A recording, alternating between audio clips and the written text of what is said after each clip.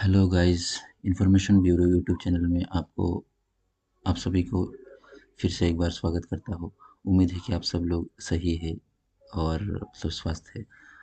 आज की इस वीडियो में हम बात करने वाले हैं एक बहुत ही इम्पोर्टेंट टॉपिक जो कि एग्ज़ाम पॉइंट ऑफ व्यू से बहुत ही इम्पोर्टेंट है और जिसका नाम है आप स्क्रीन पर देख ही पा रहे हैं, भारत रत्न। जो कि भारत का और इंडिया का हाईएस्ट सिविलियन अवार्ड है। तो हाईएस्ट सिविलियन अवार्ड के बारे में हम आज बात करने वाले हैं जो कि इंडिया के है।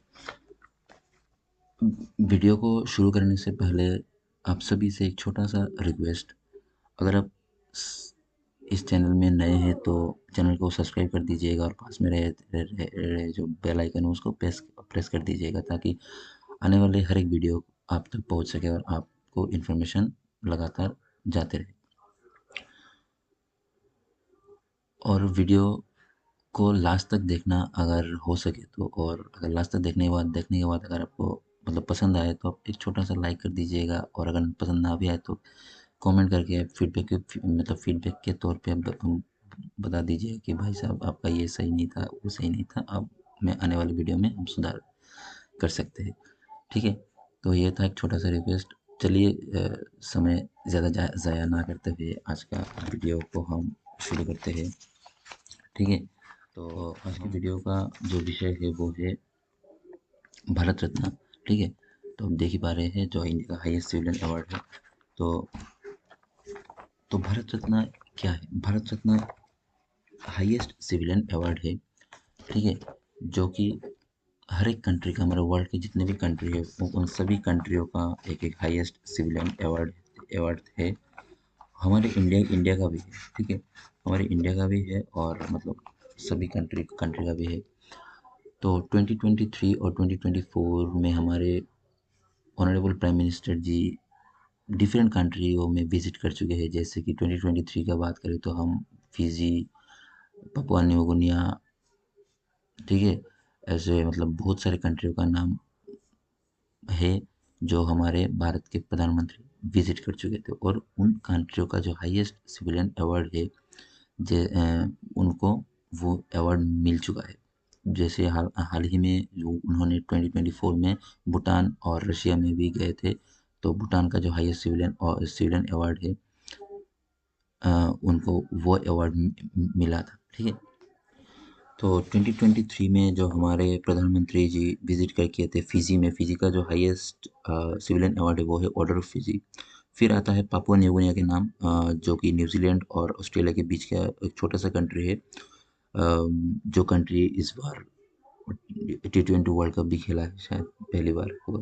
पहली बार नहीं, मतलब खेला है। आप सभी को शायद पता है। तो उस कंट्री का जो हाईएस्ट सिविलियन अवार्ड है वो है ऑर्डर ऑफ लगो। फिर आता है इजिप्ट जिसका हाईएस्ट सिविलियन अवार्ड है ऑर्डर ऑफ नाइल। फिर आता है फ्रांस, लीगियन ऑफ ऑनर है उसका हाईएस्ट सिविलियन अवार्ड के नाम। फिर आता है ग्रीस, उसका हाईएस्ट सिविलियन अवार्ड के नाम है ऑर्डर ऑफ ऑनर। फिर रिपब्लिक ऑफ पलाव। मतलब ऐसे 6 कंट्रियाँ हैं जिनमें हमारे ऑनरेबल प्राइम मिनिस्टर जी 2023 में विजिट किए थे। और उन उन सभी कंट्रियों का जो हाईएस्ट सिविलियन अवार्ड है उनको वो मिला है। सिर्फ मतलब विदेशी देश से आने वाले व्यक्तियों को जो ये अवार्ड दिया जाता है ऐसा नहीं है। हमारे इंडिया में भी भारत रत्न विदेशियों को भी दिया जाता है। हम आगे पढ़ेंगे इस बारे में। ठीक है। अब बने रहिएगा हमारे साथ, बहुत इंटरेस्टिंग होने वाला है आज का ये वीडियो। तो 2024 में हमारे भारत के प्रधानमंत्री जी भूटान और रशिया में गए थे और भूटान का जो हाईएस्ट सिविलियन अवार्ड है वो है order of the drag Gyalpo. ठीक है। और रशिया में भी गए थे। उस जगह का जो हाईएस्ट सिविलियन अवार्ड वो है order of the saint Andrew and apostle. तो आप सभी के मन में एक प्रश्न, मतलब क्वेश्चन अब आ रहा होगा कि ये सब इस स्लाइड में क्यों नहीं है? ये सब इस स्लाइड में इसलिए नहीं है कि ये सब इस मतलब भारत रत्नों के जो रिलेटेड नहीं है। मैं बस ये आप लोगों को इसलिए बता रहा हूँ कि ये बस इन्फॉर्मेशन के तौर पे आप लोग याद रख सकते हैं कि अगर आप लिखना लिखना चाहते हो तो वीडियो को पॉज करके लिख सकते हैं। ठीक है। और वीडियो के पहले जो स्लाइड था उसमें हमारा कॉन्टैक्ट नंबर भी दिया हुआ है। अगर आप चाहें, ठीक है, अगर आप चाहें तो हमसे कॉन्टैक्ट करके ये ले सकते हैं क्या क्या कहाँ कहाँ है। ठीक है। तो ठीक है, ज़्यादा बात ना करते हुए आज का जो मतलब मेन पॉइंट है वो शुरू करते हैं। तो जनरल इंट्रोडक्शन के तौर पे पहला जो पॉइंट है वो है, तो ये अवार्ड जो है वो मतलब स्थापित कब हुआ था, कंस्टिट्यूट कब हुआ था? वो 2 जनवरी 1954 में कंस्टिट्यूट हुआ था। हमारे भारत के प्रेसिडेंट, पहला प्रेसिडेंट जो है राजेंद्र प्रसाद जी के द्वारा ये कंस्टिट्यूट किया गया था।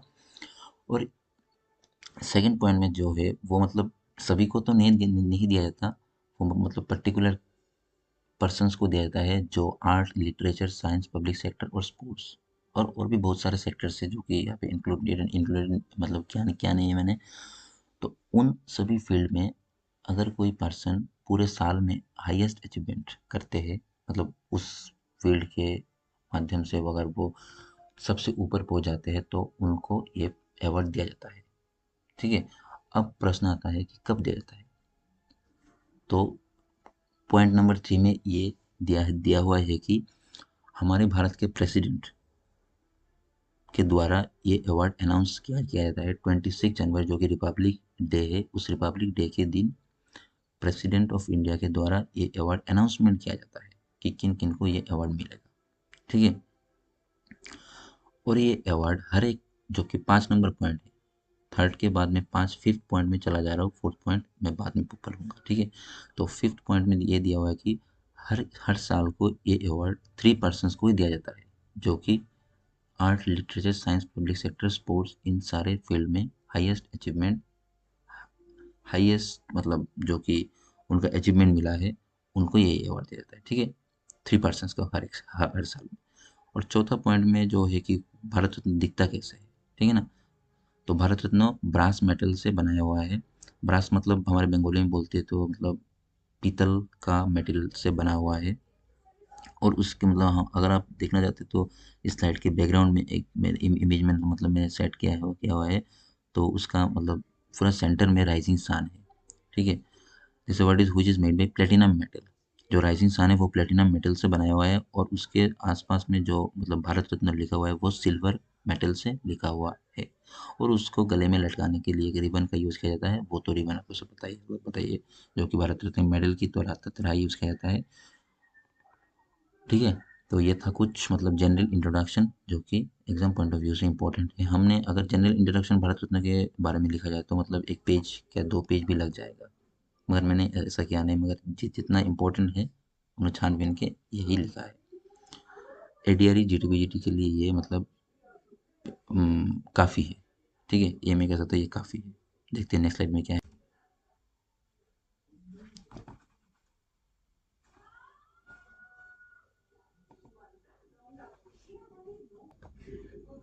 तो देखते हैं नेक्स्ट स्लाइड में क्या है हमारा।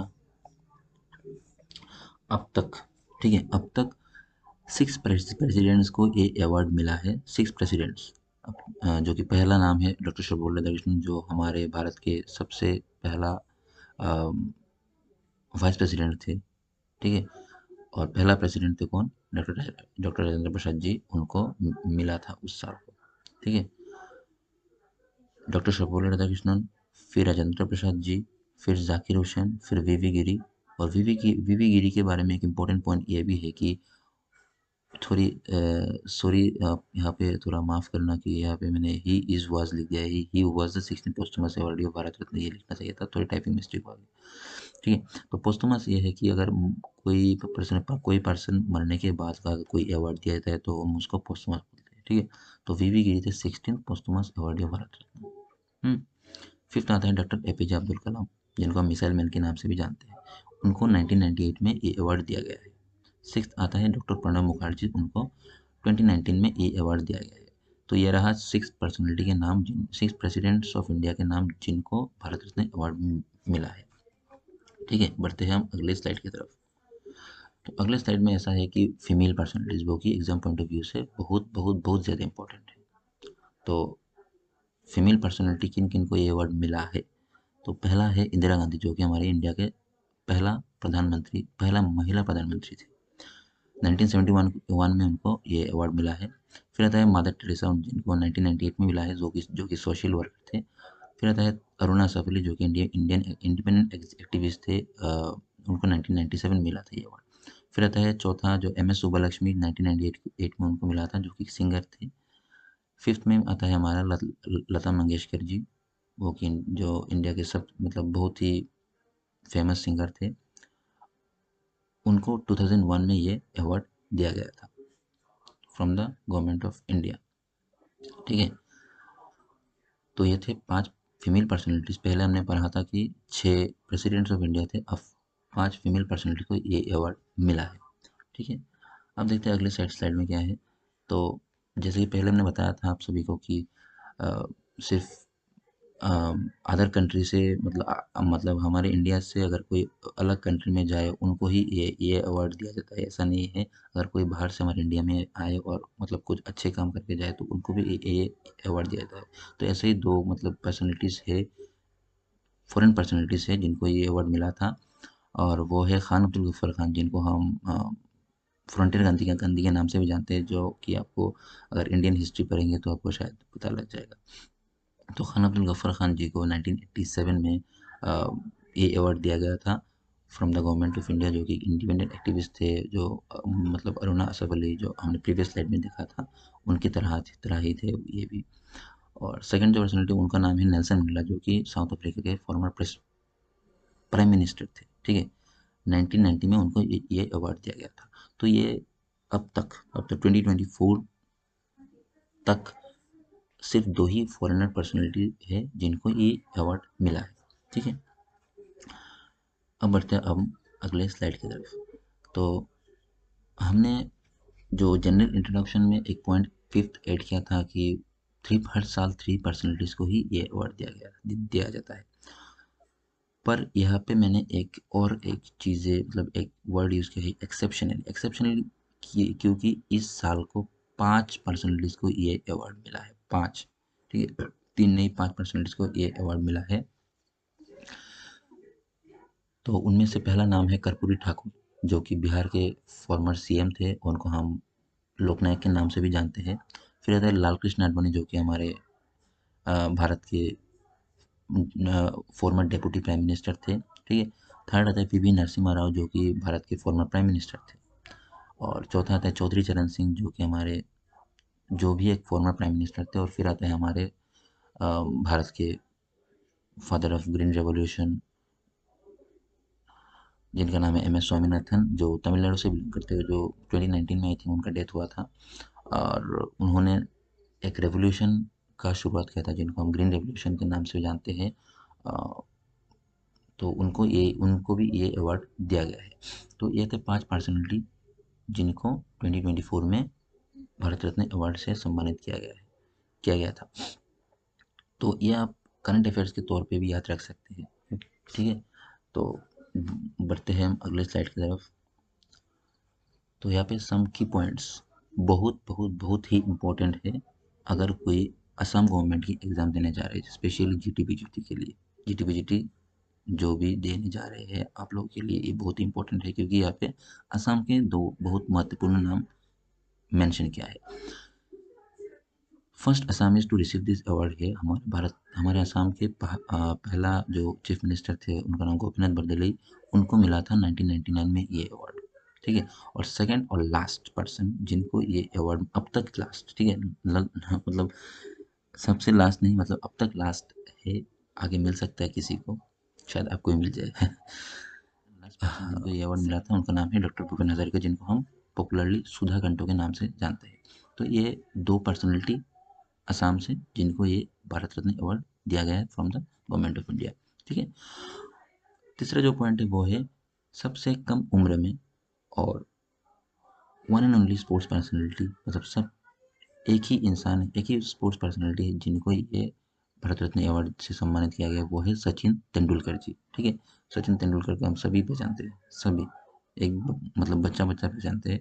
तो उनको वो थे सबसे छोटा मतलब कम उम्र में भारत रत्न अवार्ड को रिसीव करने वाले और ओनली स्पोर्ट्स पर्सनैलिटी। ठीक है, बहुत इंपॉर्टेंट नाम है। और चौथा आता है as a prime minister of India Bharat Ratna award को रिसीव करने वाले भारत के पहला पर्सनैलिटी है जवाहरलाल नेहरू।